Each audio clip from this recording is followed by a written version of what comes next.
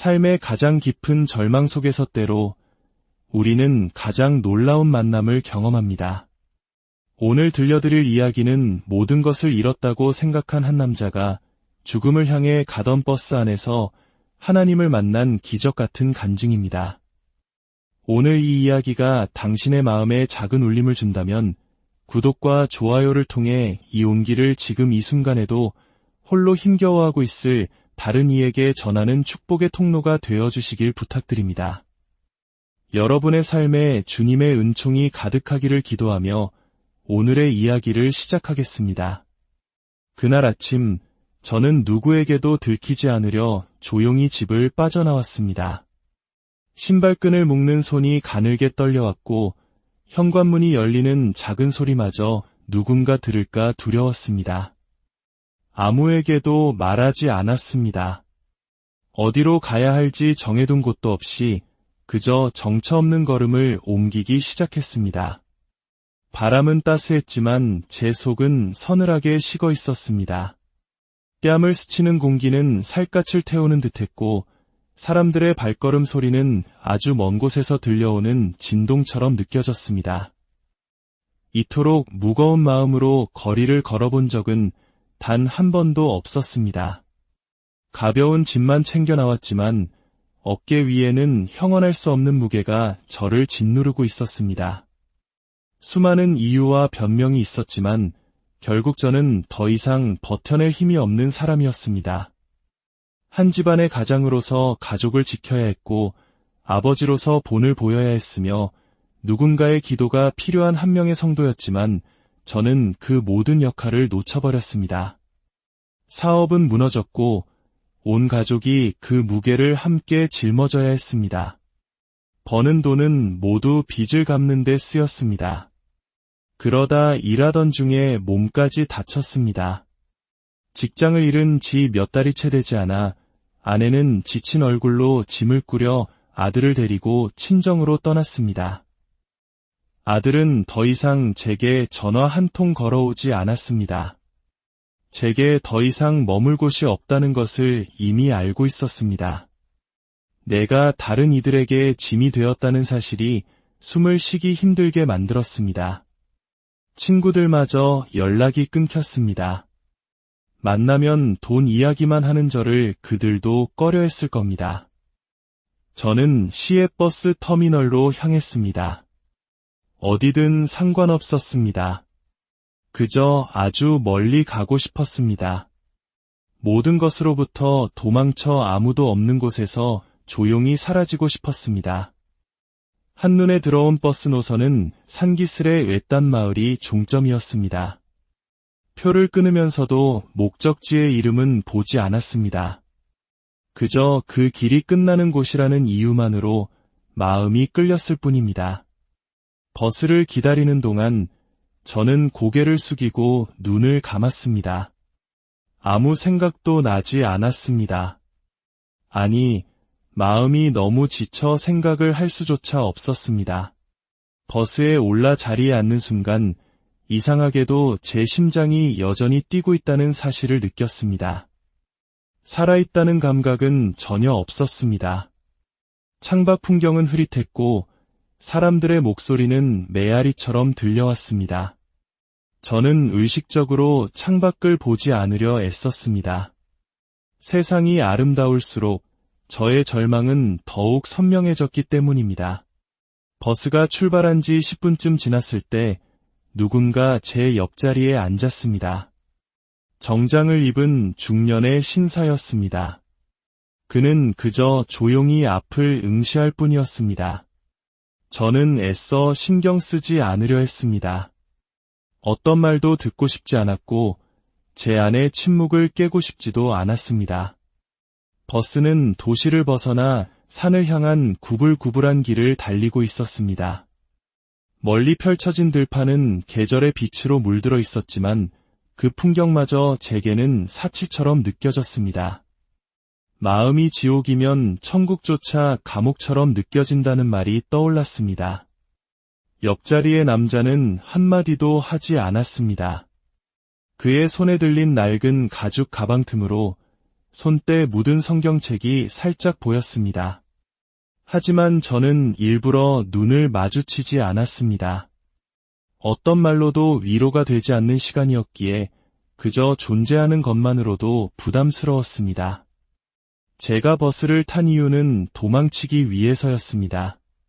살고 싶다는 의지도 누군가를 만나기 위함도 아니었습니다. 그저 조용히 사라지기를 바랐고 그런 소원마저 초라하게 느껴지는 비참한 마음뿐이었습니다. 옆자리의 남자는 조용히 눈을 감고 기도하는 듯했습니다. 저는 속으로 비웃었습니다. 그 순간까지 저는 하나님을 믿지 않았습니다. 아니, 하나님이 존재한다는 사실조차 잊고 살아가고 있었습니다.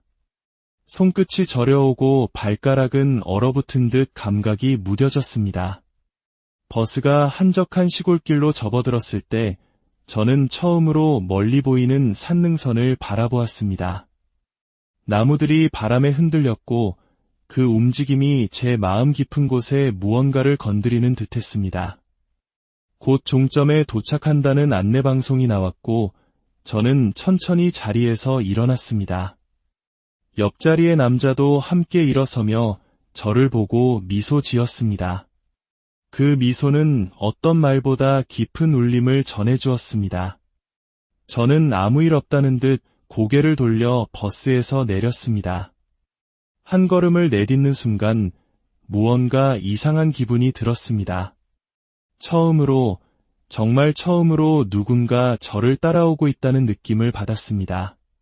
땅을 보며 걷기 시작하자 제 그림자 옆으로 또 다른 그림자가 겹쳐졌습니다. 그 낯선 그림자 속에서 어떤 손길이 제 어깨를 스치는 듯한 착각마저 들었습니다. 하지만 저는 그 환영을 외면하고 목적 없는 발걸음을 산으로 옮겼습니다.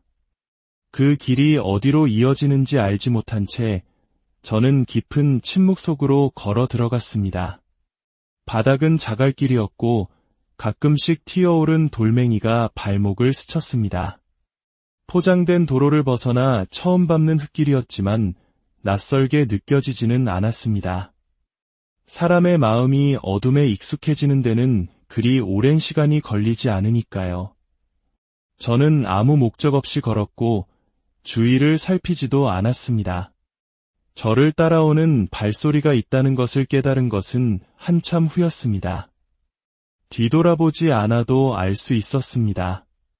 일정한 거리, 고른 숨소리, 저를 자극하지도 않으면서 너무 멀리 벗어나지도 않는 걸음. 굳이 확인할 필요를 느끼지 못했습니다. 누가 따라오든 아니든 그것은 제게 중요하지 않았습니다. 무너지기 직전의 사람은 주변을 인식하지 못합니다. 더 이상 쓰러질 힘조차 남아있지 않기 때문입니다. 하지만 그날 이상한 일이 일어났습니다. 어느 순간 제가 걷던 길이 더 이상 이어지지 않았습니다. 사람의 흔적조차 없는 길이라고 부르기에도 애매한 숲의 입구였습니다. 저는 드러난 나무 뿌리에 발이 걸려 균형을 잃고 잠시 멍하니 주저앉았습니다. 손에 묻은 흙을 털어내려던 바로 그 순간 제 앞에 커피 한 잔이 놓였습니다. 종이컵이었고 검은 액체 위로 희미하게 김이 피어오르고 있었습니다. 저는 고개를 들지 않았습니다. 말이 아니었습니다. 눈길조차 아니었습니다. 그저 커피 한 잔, 그리고 여전히 낯선 그림자가 시간을 멈춘 듯한 느낌을 주었습니다. 차가운 공기가 가슴을 스치는 가운데 저는 말없이 커피를 건네받았습니다. 따뜻했습니다. 혀끝에 닿는 쓴맛은 제 마음의 쓴맛보다 덜했습니다. 침묵은 무거웠지만 어색하지 않았고 그 사람은 여전히 아무 말 없이 제 곁에 있었습니다. 저는 먼지를 털고 일어나 다시 걷기 시작했습니다. 놀랍게도 그 사람도 함께 걸었습니다. 마치 처음부터 계획의 일부였던 것처럼 말입니다. 걷는 동안 저는 단 한 번도 그의 얼굴을 쳐다보지 않았습니다. 하지만 그의 존재는 분명했습니다. 바람이 불 때마다 그의 외투자락이 살짝 나부꼈고 제가 한 걸음 내디딜 때마다 제 발소리 옆으로 또 다른 리듬이 겹쳐졌습니다. 시간은 의미가 없었고 목적지는 여전히 없었습니다. 그러나 어느 순간부터 이상한 기분이 들기 시작했습니다. 이 사람은 왜 나를 따라오는 걸까? 왜 아무 말도 하지 않을까? 왜 나를 도우려 하거나 간섭하려 하지 않을까? 사람은 방치보다 무관심 속에서 더 쉽게 무너집니다. 저는 바위에 주저앉았습니다. 그는 이 순간을 기다렸다는 듯이 제 옆에 자리를 잡았습니다. 나뭇잎 하나가 바람에 흔들려 제 무릎 위에 내려앉았습니다. 저는 그 잎사귀를 들고 한참을 응시했지만 끝내 말을 꺼내지 못하고 고개를 숙였습니다. 바로 그때였습니다. 옆에 있던 사람이 조용히 입을 열었습니다. 지금 어디로 가시는 길입니까? 저는 고개를 들었습니다. 정면이 아닌 옆에서 보아 흐릿한 그의 눈동자 속에는 어떤 확신이 담겨 있었습니다. 그의 말투는 차분했지만 마음 깊은 곳을 꿰뚫는 직설적인 힘이 있었습니다. 저는 대답하지 않았습니다. 하지만 그 순간 억누르고 있던 감정이 터져 나왔습니다. 울게 될 줄은 몰랐습니다. 울 마음조차 남아있지 않다고 생각했습니다. 그런데 뜨거운 무언가가 눈시울에 차오르더니 이내 얼굴을 타고 흘러내렸습니다. 어깨가 들썩였고 입술은 소리 없이 움직였습니다. 그 사람은 제게 손을 얹지도 어떤 위로의 말도 건네지 않았습니다. 그저 그 자리에 있어 주었습니다. 그 자리에 있어 줌으로써 저는 위로받았습니다. 세상에는 말보다 더 강력한 동행이 있다는 것을 처음으로 알게 되었습니다. 그는 제가 우는 동안 침묵으로 저를 기다려 주었습니다. 얼마나 시간이 흘렀는지 모릅니다. 눈물이 멎었을 때 저는 조용히 그에게 물었습니다. 왜 저와 함께 오셨습니까? 그는 가방을 열어 낡은 수첩 한 권을 꺼냈습니다. 첫 장에는 연필로 쓴 글씨가 있었습니다. 오늘 반드시 한 사람을 만나게 하소서. 저는 제 눈을 의심했습니다. 날짜는 바로 오늘이었습니다. 매일 빠짐없이 써온 듯한 그날의 기도는 유난히 굵은 글씨로 적혀 있었습니다. 그는 말없이 수첩을 덮었습니다. 그리고 고개를 숙였습니다. 기도하는 사람의 모습이었습니다. 저는 얼어붙은 듯 그 자리에 앉아 있었습니다. 그제야 깨달았습니다. 제가 이 버스를 탄 것은 우연이 아니었습니다. 그가 제 옆에 앉은 것도 우연이 아니었습니다. 이 낯선 길 위에서 이방인과 동행하게 된 것이 단순한 확률의 문제가 아니었습니다. 저는 믿지 않았습니다. 하지만 이제 믿음 아닌 믿음이 제 안에서 스며 나오는 것을 느꼈습니다. 어디로 가야 할지 몰랐던 제 발걸음이 어쩌면 누군가의 기도 속으로 들어왔을지도 모른다는 떨리는 두려움이 제 안에서 울리기 시작했습니다. 산은 깊지 않았지만 고요했습니다. 도시에서는 들을 수 없었던 소리가 발끝을 통해 올라왔고 바람은 마치 제 이름을 부르듯 나뭇잎을 스치는 것 같았습니다.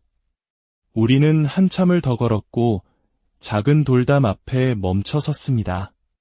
담장 안에는 허름하지만 정갈한 집 한 채가 있었습니다.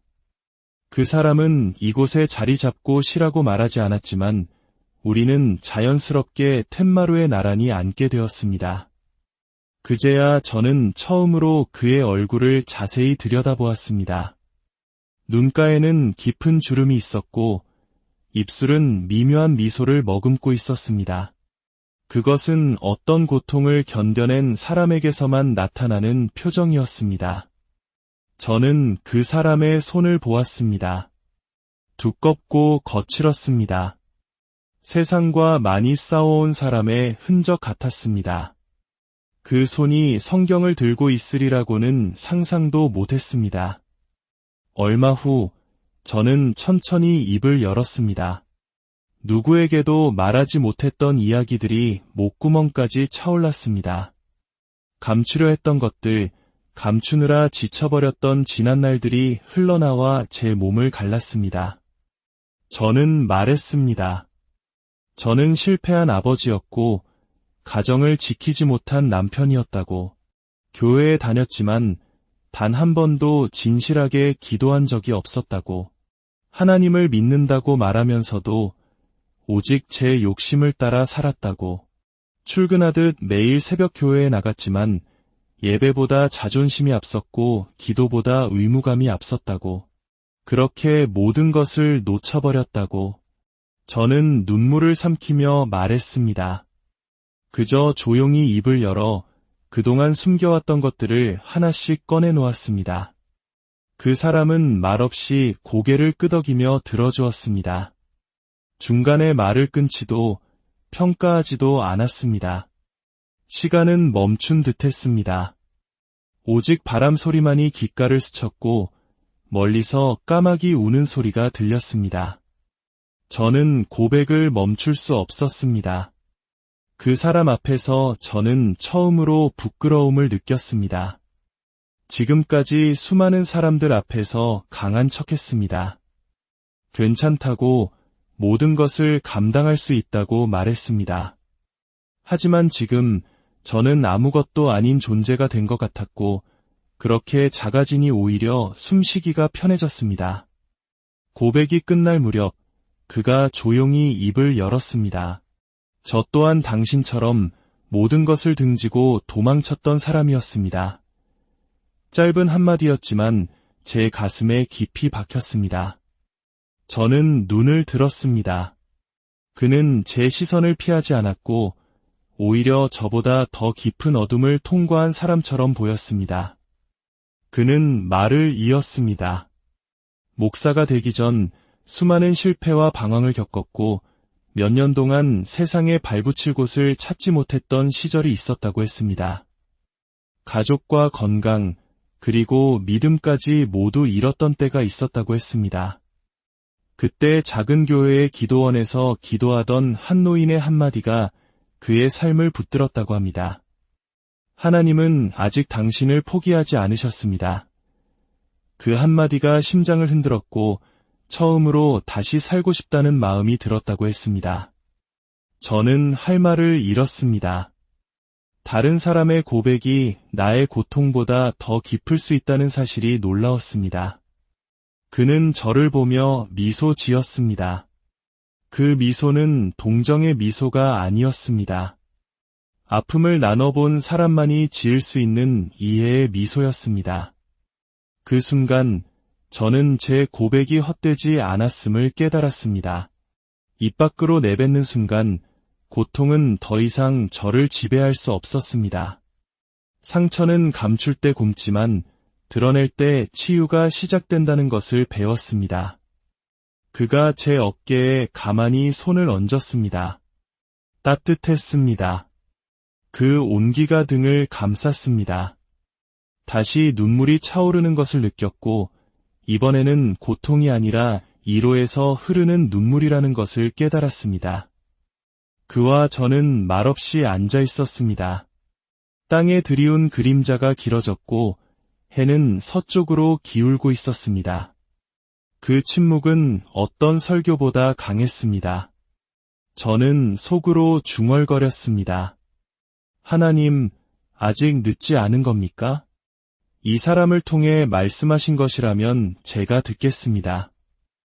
이 사람의 손을 통해 만져주신 것이라면 제가 받겠습니다. 제 삶의 부끄러움이 오늘 여기서 멈춰도 괜찮겠습니까? 처음으로 그런 기도를 드렸습니다. 그날 저녁 우리는 말대신 마음으로 다시 걸음을 옮겼습니다. 어디로 향하는지 묻지 않았습니다. 하지만 이번에는 도망이 아니라 따름이었습니다. 저는 알았습니다.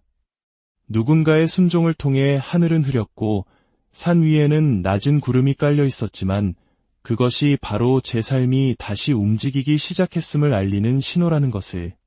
우리는 말을 아끼며 천천히 걸었습니다. 낡은 돌담을 지나자 낮은 지붕이 보였습니다. 종탑도 없고 간판마저 빛이 바랜 작은 건물이었습니다. 입구 옆 나무 현판에는 성소라는 희미한 글씨가 남아 있었습니다.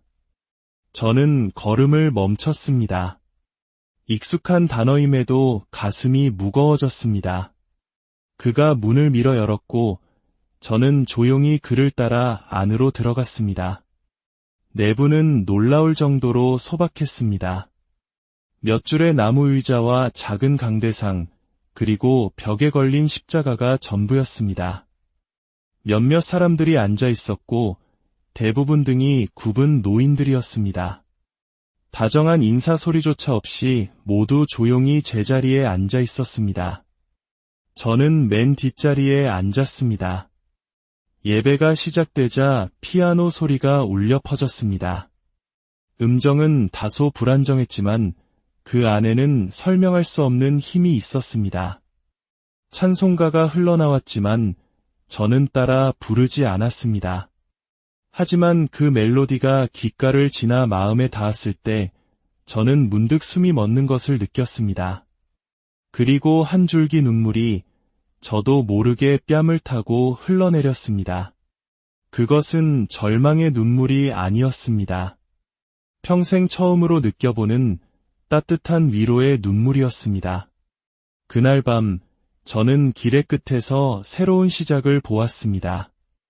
혹시 지금 보이지 않는 길 위에서 홀로 걷고 계신 분이 있다면 기억하십시오.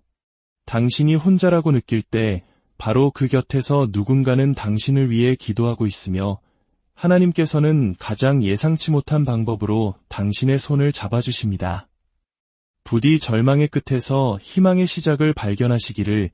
여러분의 모든 걸음에 하나님의 삶의 가장 깊은 절망 속에서 때로 우리는 가장 놀라운 만남을 경험합니다.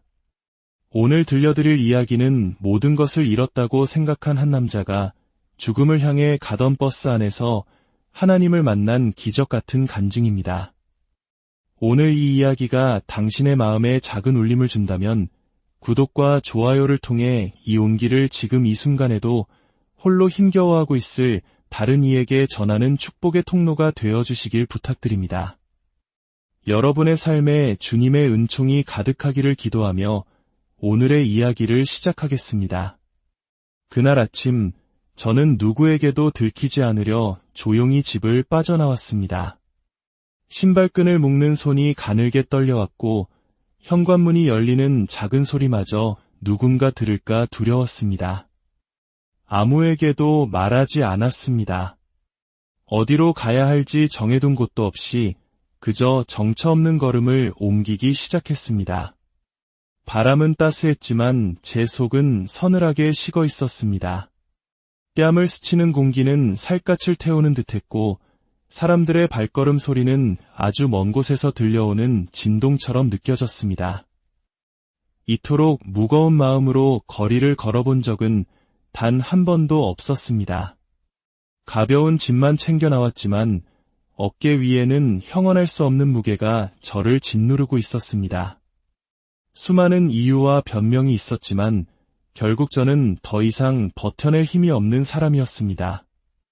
한 집안의 가장으로서 가족을 지켜야 했고 아버지로서 본을 보여야 했으며 누군가의 기도가 필요한 한 명의 성도였지만 저는 그 모든 역할을 놓쳐버렸습니다. 사업은 무너졌고 온 가족이 그 무게를 함께 짊어져야 했습니다. 버는 돈은 모두 빚을 갚는 데 쓰였습니다. 그러다 일하던 중에 몸까지 다쳤습니다. 직장을 잃은 지 몇 달이 채 되지 않아 아내는 지친 얼굴로 짐을 꾸려 아들을 데리고 친정으로 떠났습니다. 아들은 더 이상 제게 전화 한 통 걸어오지 않았습니다. 제게 더 이상 머물 곳이 없다는 것을 이미 알고 있었습니다. 내가 다른 이들에게 짐이 되었다는 사실이 숨을 쉬기 힘들게 만들었습니다. 친구들마저 연락이 끊겼습니다. 만나면 돈 이야기만 하는 저를 그들도 꺼려했을 겁니다. 저는 시외 버스 터미널로 향했습니다.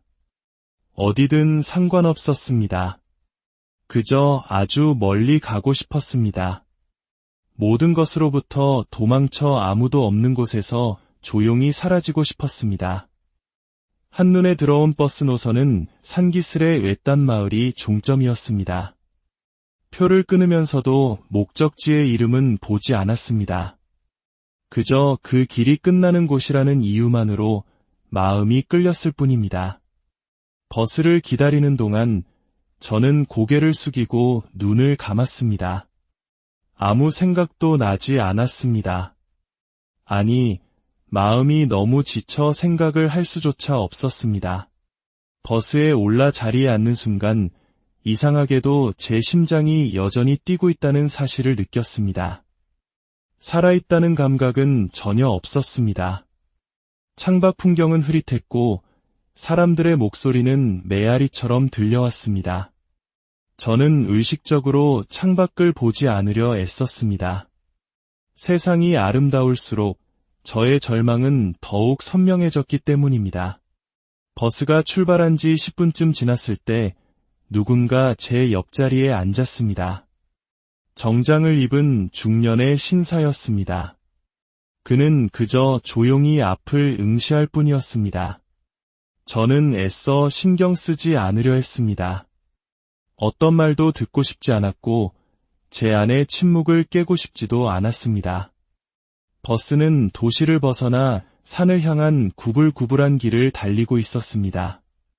멀리 펼쳐진 들판은 계절의 빛으로 물들어 있었지만 그 풍경마저 제게는 사치처럼 느껴졌습니다. 마음이 지옥이면 천국조차 감옥처럼 느껴진다는 말이 떠올랐습니다. 옆자리의 남자는 한마디도 하지 않았습니다. 그의 손에 들린 낡은 가죽 가방 틈으로 손때 묻은 성경책이 살짝 보였습니다. 하지만 저는 일부러 눈을 마주치지 않았습니다. 어떤 말로도 위로가 되지 않는 시간이었기에 그저 존재하는 것만으로도 부담스러웠습니다. 제가 버스를 탄 이유는 도망치기 위해서였습니다. 살고 싶다는 의지도 누군가를 만나기 위함도 아니었습니다. 그저 조용히 사라지기를 바랐고 그런 소원마저 초라하게 느껴지는 비참한 마음뿐이었습니다. 옆자리의 남자는 조용히 눈을 감고 기도하는 듯했습니다. 저는 속으로 비웃었습니다. 그 순간까지 저는 하나님을 믿지 않았습니다. 아니, 하나님이 존재한다는 사실조차 잊고 살아가고 있었습니다. 손끝이 저려오고 발가락은 얼어붙은 듯 감각이 무뎌졌습니다. 버스가 한적한 시골길로 접어들었을 때 저는 처음으로 멀리 보이는 산능선을 바라보았습니다. 나무들이 바람에 흔들렸고 그 움직임이 제 마음 깊은 곳에 무언가를 건드리는 듯했습니다. 곧 종점에 도착한다는 안내방송이 나왔고 저는 천천히 자리에서 일어났습니다. 옆자리의 남자도 함께 일어서며 저를 보고 미소 지었습니다. 그 미소는 어떤 말보다 깊은 울림을 전해주었습니다. 저는 아무 일 없다는 듯 고개를 돌려 버스에서 내렸습니다. 한 걸음을 내딛는 순간 무언가 이상한 기분이 들었습니다. 처음으로, 정말 처음으로 누군가 저를 따라오고 있다는 느낌을 받았습니다. 땅을 보며 걷기 시작하자 제 그림자 옆으로 또 다른 그림자가 겹쳐졌습니다. 그 낯선 그림자 속에서 어떤 손길이 제 어깨를 스치는 듯한 착각마저 들었습니다. 하지만 저는 그 환영을 외면하고 목적 없는 발걸음을 산으로 옮겼습니다. 그 길이 어디로 이어지는지 알지 못한 채 저는 깊은 침묵 속으로 걸어 들어갔습니다. 바닥은 자갈길이었고 가끔씩 튀어오른 돌멩이가 발목을 스쳤습니다. 포장된 도로를 벗어나 처음 밟는 흙길이었지만 낯설게 느껴지지는 않았습니다. 사람의 마음이 어둠에 익숙해지는 데는 그리 오랜 시간이 걸리지 않으니까요. 저는 아무 목적 없이 걸었고 주위를 살피지도 않았습니다. 저를 따라오는 발소리가 있다는 것을 깨달은 것은 한참 후였습니다. 뒤돌아보지 않아도 알 수 있었습니다. 일정한 거리, 고른 숨소리, 저를 자극하지도 않으면서 너무 멀리 벗어나지도 않는 걸음. 굳이 확인할 필요를 느끼지 못했습니다. 누가 따라오든 아니든 그것은 제게 중요하지 않았습니다. 무너지기 직전의 사람은 주변을 인식하지 못합니다. 더 이상 쓰러질 힘조차 남아있지 않기 때문입니다. 하지만 그날 이상한 일이 일어났습니다. 어느 순간 제가 걷던 길이 더 이상 이어지지 않았습니다. 사람의 흔적조차 없는 길이라고 부르기에도 애매한 숲의 입구였습니다. 저는 드러난 나무 뿌리에 발이 걸려 균형을 잃고 잠시 멍하니 주저앉았습니다. 손에 묻은 흙을 털어내려던 바로 그 순간 제 앞에 커피 한 잔이 놓였습니다. 종이컵이었고 검은 액체 위로 희미하게 김이 피어오르고 있었습니다. 저는 고개를 들지 않았습니다. 말이 아니었습니다. 눈길조차 아니었습니다. 그저 커피 한 잔, 그리고 여전히 낯선 그림자가 시간을 멈춘 듯한 느낌을 주었습니다. 차가운 공기가 가슴을 스치는 가운데 저는 말없이 커피를 건네받았습니다. 따뜻했습니다. 혀끝에 닿는 쓴맛은 제 마음의 쓴맛보다 덜했습니다. 침묵은 무거웠지만 어색하지 않았고 그 사람은 여전히 아무 말 없이 제 곁에 있었습니다. 저는 먼지를 털고 일어나 다시 걷기 시작했습니다. 놀랍게도 그 사람도 함께 걸었습니다. 마치 처음부터 계획의 일부였던 것처럼 말입니다. 걷는 동안 저는 단 한 번도 그의 얼굴을 쳐다보지 않았습니다. 하지만 그의 존재는 분명했습니다. 바람이 불 때마다 그의 외투자락이 살짝 나부꼈고 제가 한 걸음 내디딜 때마다 제 발소리 옆으로 또 다른 리듬이 겹쳐졌습니다. 시간은 의미가 없었고 목적지는 여전히 없었습니다. 그러나 어느 순간부터 이상한 기분이 들기 시작했습니다. 이 사람은 왜 나를 따라오는 걸까? 왜 아무 말도 하지 않을까?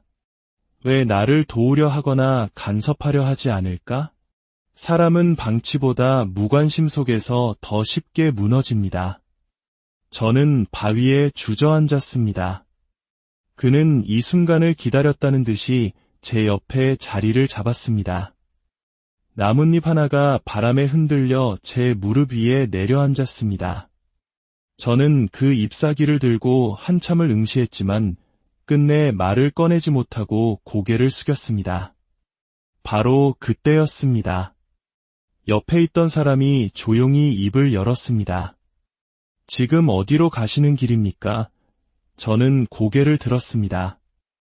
정면이 아닌 옆에서 보아 흐릿한 그의 눈동자 속에는 어떤 확신이 담겨 있었습니다. 그의 말투는 차분했지만 마음 깊은 곳을 꿰뚫는 직설적인 힘이 있었습니다. 저는 대답하지 않았습니다. 하지만 그 순간 억누르고 있던 감정이 터져 나왔습니다. 울게 될 줄은 몰랐습니다. 울 마음조차 남아있지 않다고 생각했습니다. 그런데 뜨거운 무언가가 눈시울에 차오르더니 이내 얼굴을 타고 흘러내렸습니다. 어깨가 들썩였고 입술은 소리 없이 움직였습니다. 그 사람은 제게 손을 얹지도 어떤 위로의 말도 건네지 않았습니다. 그저 그 자리에 있어 주었습니다. 그 자리에 있어 줌으로써 저는 위로받았습니다. 세상에는 말보다 더 강력한 동행이 있다는 것을 처음으로 알게 되었습니다. 그는 제가 우는 동안 침묵으로 저를 기다려 주었습니다. 얼마나 시간이 흘렀는지 모릅니다. 눈물이 멎었을 때 저는 조용히 그에게 물었습니다. 왜 저와 함께 오셨습니까? 그는 가방을 열어 낡은 수첩 한 권을 꺼냈습니다. 첫 장에는 연필로 쓴 글씨가 있었습니다. 오늘 반드시 한 사람을 만나게 하소서. 저는 제 눈을 의심했습니다. 날짜는 바로 오늘이었습니다. 매일 빠짐없이 써온 듯한 그날의 기도는 유난히 굵은 글씨로 적혀 있었습니다. 그는 말없이 수첩을 덮었습니다. 그리고 고개를 숙였습니다. 기도하는 사람의 모습이었습니다. 저는 얼어붙은 듯 그 자리에 앉아 있었습니다. 그제야 깨달았습니다. 제가 이 버스를 탄 것은 우연이 아니었습니다. 그가 제 옆에 앉은 것도 우연이 아니었습니다. 이 낯선 길 위에서 이방인과 동행하게 된 것이 단순한 확률의 문제가 아니었습니다. 저는 믿지 않았습니다. 하지만 이제 믿음 아닌 믿음이 제 안에서 스며 나오는 것을 느꼈습니다. 어디로 가야 할지 몰랐던 제 발걸음이 어쩌면 누군가의 기도 속으로 들어왔을지도 모른다는 떨리는 두려움이 제 안에서 울리기 시작했습니다. 산은 깊지 않았지만 고요했습니다. 도시에서는 들을 수 없었던 소리가 발끝을 통해 올라왔고 바람은 마치 제 이름을 부르듯 나뭇잎을 스치는 것 같았습니다. 우리는 한참을 더 걸었고 작은 돌담 앞에 멈춰 섰습니다. 담장 안에는 허름하지만 정갈한 집 한 채가 있었습니다. 그 사람은 이곳에 자리 잡고 쉬라고 말하지 않았지만 우리는 자연스럽게 툇마루에 나란히 앉게 되었습니다. 그제야 저는 처음으로 그의 얼굴을 자세히 들여다보았습니다. 눈가에는 깊은 주름이 있었고 입술은 미묘한 미소를 머금고 있었습니다. 그것은 어떤 고통을 견뎌낸 사람에게서만 나타나는 표정이었습니다. 저는 그 사람의 손을 보았습니다. 두껍고 거칠었습니다. 세상과 많이 싸워온 사람의 흔적 같았습니다. 그 손이 성경을 들고 있으리라고는 상상도 못했습니다. 얼마 후 저는 천천히 입을 열었습니다. 누구에게도 말하지 못했던 이야기들이 목구멍까지 차올랐습니다. 감추려 했던 것들, 감추느라 지쳐버렸던 지난 날들이 흘러나와 제 몸을 갈랐습니다. 저는 말했습니다. 저는 실패한 아버지였고 가정을 지키지 못한 남편이었다고. 교회에 다녔지만 단 한 번도 진실하게 기도한 적이 없었다고. 하나님을 믿는다고 말하면서도 오직 제 욕심을 따라 살았다고. 출근하듯 매일 새벽 교회에 나갔지만 예배보다 자존심이 앞섰고 기도보다 의무감이 앞섰다고. 그렇게 모든 것을 놓쳐버렸다고. 저는 눈물을 삼키며 말했습니다. 그저 조용히 입을 열어 그동안 숨겨왔던 것들을 하나씩 꺼내놓았습니다. 그 사람은 말없이 고개를 끄덕이며 들어주었습니다. 중간에 말을 끊지도 평가하지도 않았습니다. 시간은 멈춘 듯했습니다. 오직 바람 소리만이 귓가를 스쳤고 멀리서 까마귀 우는 소리가 들렸습니다. 저는 고백을 멈출 수 없었습니다. 그 사람 앞에서 저는 처음으로 부끄러움을 느꼈습니다. 지금까지 수많은 사람들 앞에서 강한 척했습니다. 괜찮다고 모든 것을 감당할 수 있다고 말했습니다. 하지만 지금 저는 아무것도 아닌 존재가 된 것 같았고 그렇게 작아지니 오히려 숨쉬기가 편해졌습니다. 고백이 끝날 무렵 그가 조용히 입을 열었습니다. 저 또한 당신처럼 모든 것을 등지고 도망쳤던 사람이었습니다. 짧은 한마디였지만 제 가슴에 깊이 박혔습니다. 저는 눈을 들었습니다. 그는 제 시선을 피하지 않았고 오히려 저보다 더 깊은 어둠을 통과한 사람처럼 보였습니다. 그는 말을 이었습니다. 목사가 되기 전 수많은 실패와 방황을 겪었고 몇 년 동안 세상에 발붙일 곳을 찾지 못했던 시절이 있었다고 했습니다. 가족과 건강, 그리고 믿음까지 모두 잃었던 때가 있었다고 했습니다. 그때 작은 교회의 기도원에서 기도하던 한 노인의 한마디가 그의 삶을 붙들었다고 합니다. 하나님은 아직 당신을 포기하지 않으셨습니다. 그 한마디가 심장을 흔들었고 처음으로 다시 살고 싶다는 마음이 들었다고 했습니다. 저는 할 말을 잃었습니다. 다른 사람의 고백이 나의 고통보다 더 깊을 수 있다는 사실이 놀라웠습니다. 그는 저를 보며 미소 지었습니다. 그 미소는 동정의 미소가 아니었습니다. 아픔을 나눠본 사람만이 지을 수 있는 이해의 미소였습니다. 그 순간 저는 제 고백이 헛되지 않았음을 깨달았습니다. 입 밖으로 내뱉는 순간 고통은 더 이상 저를 지배할 수 없었습니다. 상처는 감출 때 굼지만 드러낼 때 치유가 시작된다는 것을 배웠습니다. 그가 제 어깨에 가만히 손을 얹었습니다. 따뜻했습니다. 그 온기가 등을 감쌌습니다. 다시 눈물이 차오르는 것을 느꼈고 이번에는 고통이 아니라 이로에서 흐르는 눈물이라는 것을 깨달았습니다. 그와 저는 말없이 앉아 있었습니다. 땅에 드리운 그림자가 길어졌고 해는 서쪽으로 기울고 있었습니다. 그 침묵은 어떤 설교보다 강했습니다. 저는 속으로 중얼거렸습니다. 하나님, 아직 늦지 않은 겁니까? 이 사람을 통해 말씀하신 것이라면 제가 듣겠습니다. 이 사람의 손을 통해 만져주신 것이라면 제가 받겠습니다. 제 삶의 부끄러움이 오늘 여기서 멈춰도 괜찮겠습니까? 처음으로 그런 기도를 드렸습니다. 그날 저녁, 우리는 말 대신 마음으로 다시 걸음을 옮겼습니다. 어디로 향하는지 묻지 않았습니다. 하지만 이번에는 도망이 아니라 따름이었습니다. 저는 알았습니다. 누군가의 순종을 통해 하늘은 흐렸고 산 위에는 낮은 구름이 깔려 있었지만 그것이 바로 제 삶이 다시 움직이기 시작했음을 알리는 신호라는 것을. 우리는 말을 아끼며 천천히 걸었습니다. 낡은 돌담을 지나자 낮은 지붕이 보였습니다. 종탑도 없고 간판마저 빛이 바랜 작은 건물이었습니다. 입구 옆 나무 현판에는 성소라는 희미한 글씨가 남아 있었습니다. 저는 걸음을 멈췄습니다. 익숙한 단어임에도 가슴이 무거워졌습니다. 그가 문을 밀어 열었고 저는 조용히 그를 따라 안으로 들어갔습니다. 내부는 놀라울 정도로 소박했습니다. 몇 줄의 나무 의자와 작은 강대상, 그리고 벽에 걸린 십자가가 전부였습니다. 몇몇 사람들이 앉아 있었고 대부분 등이 굽은 노인들이었습니다. 다정한 인사 소리조차 없이 모두 조용히 제자리에 앉아 있었습니다. 저는 맨 뒷자리에 앉았습니다. 예배가 시작되자 피아노 소리가 울려 퍼졌습니다.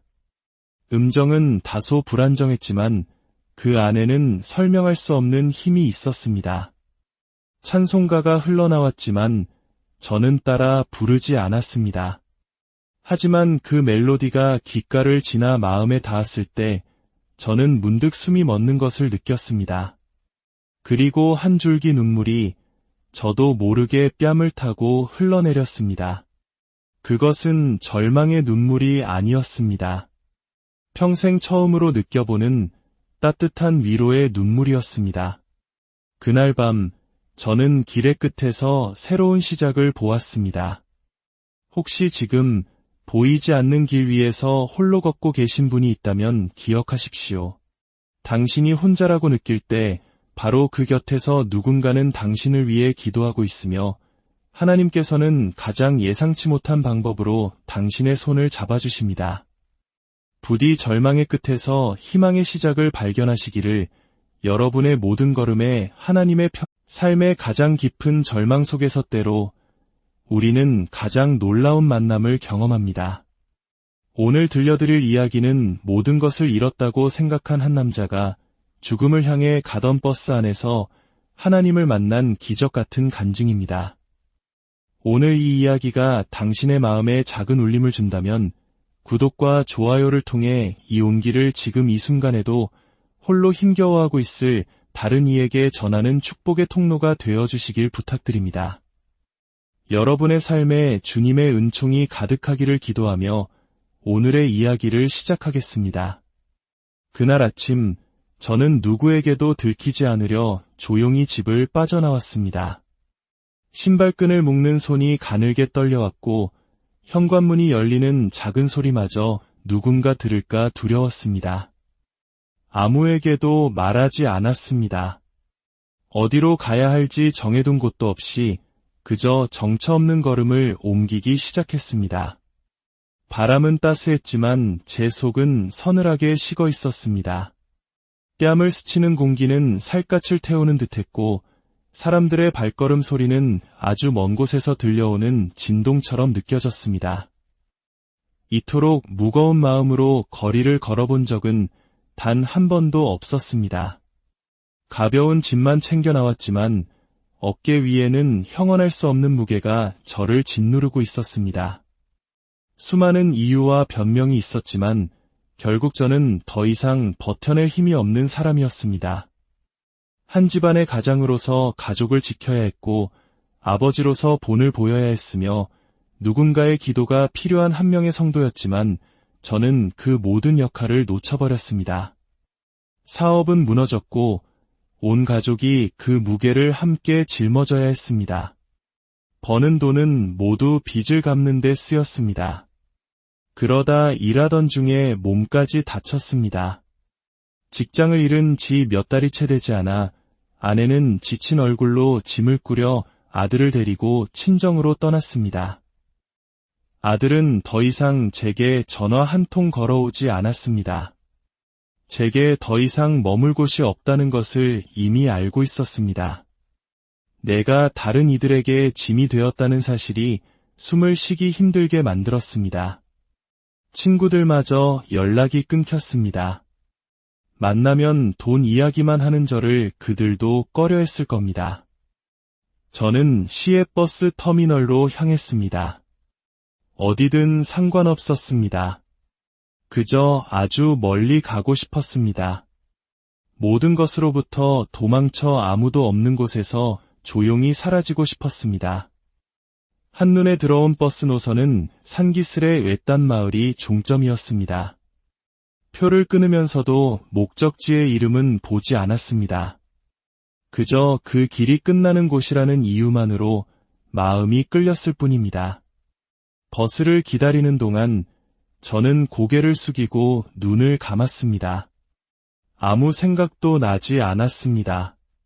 아니, 마음이 너무 지쳐 생각을 할 수조차 없었습니다. 버스에 올라 자리에 앉는 순간 이상하게도 제 심장이 여전히 뛰고 있다는 사실을 느꼈습니다. 살아있다는 감각은 전혀 없었습니다. 창밖 풍경은 흐릿했고 사람들의 목소리는 메아리처럼 들려왔습니다. 저는 의식적으로 창밖을 보지 않으려 애썼습니다. 세상이 아름다울수록 저의 절망은 더욱 선명해졌기 때문입니다. 버스가 출발한 지 10분쯤 지났을 때 누군가 제 옆자리에 앉았습니다. 정장을 입은 중년의 신사였습니다. 그는 그저 조용히 앞을 응시할 뿐이었습니다. 저는 애써 신경 쓰지 않으려 했습니다. 어떤 말도 듣고 싶지 않았고 제 안의 침묵을 깨고 싶지도 않았습니다. 버스는 도시를 벗어나 산을 향한 구불구불한 길을 달리고 있었습니다. 멀리 펼쳐진 들판은 계절의 빛으로 물들어 있었지만 그 풍경마저 제게는 사치처럼 느껴졌습니다. 마음이 지옥이면 천국조차 감옥처럼 느껴진다는 말이 떠올랐습니다. 옆자리의 남자는 한마디도 하지 않았습니다. 그의 손에 들린 낡은 가죽 가방 틈으로 손때 묻은 성경책이 살짝 보였습니다. 하지만 저는 일부러 눈을 마주치지 않았습니다. 어떤 말로도 위로가 되지 않는 시간이었기에 그저 존재하는 것만으로도 부담스러웠습니다. 제가 버스를 탄 이유는 도망치기 위해서였습니다. 살고 싶다는 의지도 누군가를 만나기 위함도 아니었습니다. 그저 조용히 사라지기를 바랐고 그런 소원마저 초라하게 느껴지는 비참한 마음뿐이었습니다. 옆자리의 남자는 조용히 눈을 감고 기도하는 듯했습니다. 저는 속으로 비웃었습니다. 그 순간까지 저는 하나님을 믿지 않았습니다. 아니, 하나님이 존재한다는 사실조차 잊고 살아가고 있었습니다. 손끝이 저려오고 발가락은 얼어붙은 듯 감각이 무뎌졌습니다. 버스가 한적한 시골길로 접어들었을 때 저는 처음으로 멀리 보이는 산능선을 바라보았습니다. 나무들이 바람에 흔들렸고 그 움직임이 제 마음 깊은 곳에 무언가를 건드리는 듯했습니다. 곧 종점에 도착한다는 안내방송이 나왔고 저는 천천히 자리에서 일어났습니다. 옆자리의 남자도 함께 일어서며 저를 보고 미소 지었습니다. 그 미소는 어떤 말보다 깊은 울림을 전해주었습니다. 저는 아무 일 없다는 듯 고개를 돌려 버스에서 내렸습니다. 한 걸음을 내딛는 순간 무언가 이상한 기분이 들었습니다. 처음으로, 정말 처음으로 누군가 저를 따라오고 있다는 느낌을 받았습니다. 땅을 보며 걷기 시작하자 제 그림자 옆으로 또 다른 그림자가 겹쳐졌습니다. 그 낯선 그림자 속에서 어떤 손길이 제 어깨를 스치는 듯한 착각마저 들었습니다. 하지만 저는 그 환영을 외면하고 목적 없는 발걸음을 산으로 옮겼습니다. 그 길이 어디로 이어지는지 알지 못한 채 저는 깊은 침묵 속으로 걸어 들어갔습니다. 바닥은 자갈길이었고 가끔씩 튀어오른 돌멩이가 발목을 스쳤습니다. 포장된 도로를 벗어나 처음 밟는 흙길이었지만 낯설게 느껴지지는 않았습니다. 사람의 마음이 어둠에 익숙해지는 데는 그리 오랜 시간이 걸리지 않으니까요. 저는 아무 목적 없이 걸었고 주위를 살피지도 않았습니다. 저를 따라오는 발소리가 있다는 것을 깨달은 것은 한참 후였습니다. 뒤돌아보지 않아도 알 수 있었습니다. 일정한 거리, 고른 숨소리, 저를 자극하지도 않으면서 너무 멀리 벗어나지도 않는 걸음. 굳이 확인할 필요를 느끼지 못했습니다. 누가 따라오든 아니든 그것은 제게 중요하지 않았습니다. 무너지기 직전의 사람은 주변을 인식하지 못합니다. 더 이상 쓰러질 힘조차 남아있지 않기 때문입니다. 하지만 그날 이상한 일이 일어났습니다. 어느 순간 제가 걷던 길이 더 이상 이어지지 않았습니다. 사람의 흔적조차 없는 길이라고 부르기에도 애매한 숲의 입구였습니다. 저는 드러난 나무 뿌리에 발이 걸려 균형을 잃고 잠시 멍하니 주저앉았습니다. 손에 묻은 흙을 털어내려던 바로 그 순간 제 앞에 커피 한 잔이 놓였습니다. 종이컵이었고 검은 액체 위로 희미하게 김이 피어오르고 있었습니다. 저는 고개를 들지 않았습니다. 말이 아니었습니다. 눈길조차 아니었습니다. 그저 커피 한 잔, 그리고 여전히 낯선 그림자가 시간을 멈춘 듯한 느낌을 주었습니다. 차가운 공기가 가슴을 스치는 가운데 저는 말없이 커피를 건네받았습니다. 따뜻했습니다. 혀끝에 닿는 쓴맛은 제 마음의 쓴맛보다 덜했습니다. 침묵은 무거웠지만 어색하지 않았고 그 사람은 여전히 아무 말 없이 제 곁에 있었습니다. 저는 먼지를 털고 일어나 다시 걷기 시작했습니다. 놀랍게도 그 사람도 함께 걸었습니다. 마치 처음부터 계획의 일부였던 것처럼 말입니다. 걷는 동안 저는 단 한 번도 그의 얼굴을 쳐다보지 않았습니다. 하지만 그의 존재는 분명했습니다. 바람이 불 때마다 그의 외투자락이 살짝 나부꼈고 제가 한 걸음 내디딜 때마다 제 발소리 옆으로 또 다른 리듬이 겹쳐졌습니다. 시간은 의미가 없었고 목적지는 여전히 없었습니다. 그러나 어느 순간부터 이상한 기분이 들기 시작했습니다. 이 사람은 왜 나를 따라오는 걸까? 왜 아무 말도 하지 않을까? 왜 나를 도우려 하거나 간섭하려 하지 않을까? 사람은 방치보다 무관심 속에서 더 쉽게 무너집니다. 저는 바위에 주저앉았습니다. 그는 이 순간을 기다렸다는 듯이 제 옆에 자리를 잡았습니다. 나뭇잎 하나가 바람에 흔들려 제 무릎 위에 내려앉았습니다. 저는 그 잎사귀를 들고 한참을 응시했지만 끝내 말을 꺼내지 못하고 고개를 숙였습니다. 바로 그때였습니다. 옆에 있던 사람이 조용히 입을 열었습니다. 지금 어디로 가시는 길입니까? 저는 고개를 들었습니다. 정면이 아닌 옆에서 보아 흐릿한 그의 눈동자 속에는 어떤 확신이 담겨 있었습니다. 그의 말투는 차분했지만 마음 깊은 곳을 꿰뚫는 직설적인 힘이 있었습니다. 저는 대답하지 않았습니다. 하지만 그 순간 억누르고 있던 감정이 터져 나왔습니다. 울게 될 줄은 몰랐습니다. 울 마음조차 남아있지 않다고 생각했습니다. 그런데 뜨거운 무언가가 눈시울에 차오르더니 이내 얼굴을 타고 흘러내렸습니다. 어깨가 들썩였고 입술은 소리 없이 움직였습니다. 그 사람은 제게 손을 얹지도 어떤 위로의 말도 건네지 않았습니다. 그저 그 자리에 있어 주었습니다. 그 자리에 있어 줌으로써 저는 위로받았습니다.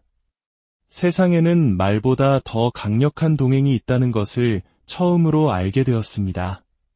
그는 제가 우는 동안 침묵으로 저를 기다려 주었습니다. 얼마나 시간이 흘렀는지 모릅니다. 눈물이 멎었을 때 저는 조용히 그에게 물었습니다. 왜 저와 함께 오셨습니까? 그는 가방을 열어 낡은 수첩 한 권을 꺼냈습니다. 첫 장에는 연필로 쓴 글씨가 있었습니다. 오늘 반드시 한 사람을 만나게 하소서. 저는 제 눈을 의심했습니다. 날짜는 바로 오늘이었습니다. 매일 빠짐없이 써온 듯한 그날의 기도는 유난히 굵은 글씨로 적혀 있었습니다. 그는 말없이 수첩을 덮었습니다. 그리고 고개를 숙였습니다. 기도하는 사람의 모습이었습니다. 저는 얼어붙은 듯 그 자리에 앉아 있었습니다. 그제야 깨달았습니다. 제가 이 버스를 탄 것은 우연이 아니었습니다. 그가 제 옆에 앉은 것도 우연이 아니었습니다. 이 낯선 길 위에서 이방인과 동행하게 된 것이 단순한 확률의 문제가 아니었습니다. 저는 믿지 않았습니다. 하지만 이제 믿음 아닌 믿음이 제 안에서 스며 나오는 것을 느꼈습니다. 어디로 가야 할지 몰랐던 제 발걸음이 어쩌면 누군가의 기도 속으로 들어왔을지도 모른다는 떨리는 두려움이 제 안에서 울리기 시작했습니다. 산은 깊지 않았지만 고요했습니다. 도시에서는 들을 수 없었던 소리가 발끝을 통해 올라왔고 바람은 마치 제 이름을 부르듯 나뭇잎을 스치는 것 같았습니다. 우리는 한참을 더 걸었고 작은 돌담 앞에 멈춰 섰습니다. 담장 안에는 허름하지만 정갈한 집 한 채가 있었습니다. 그 사람은 이곳에 자리 잡고 쉬라고 말하지 않았지만 우리는 자연스럽게 툇마루에 나란히 앉게 되었습니다. 그제야 저는 처음으로 그의 얼굴을 자세히 들여다보았습니다. 눈가에는 깊은 주름이 있었고 입술은 미묘한 미소를 머금고 있었습니다. 그것은 어떤 고통을 견뎌낸 사람에게서만 나타나는 표정이었습니다. 저는 그 사람의 손을 보았습니다. 두껍고 거칠었습니다. 세상과 많이 싸워온 사람의 흔적 같았습니다.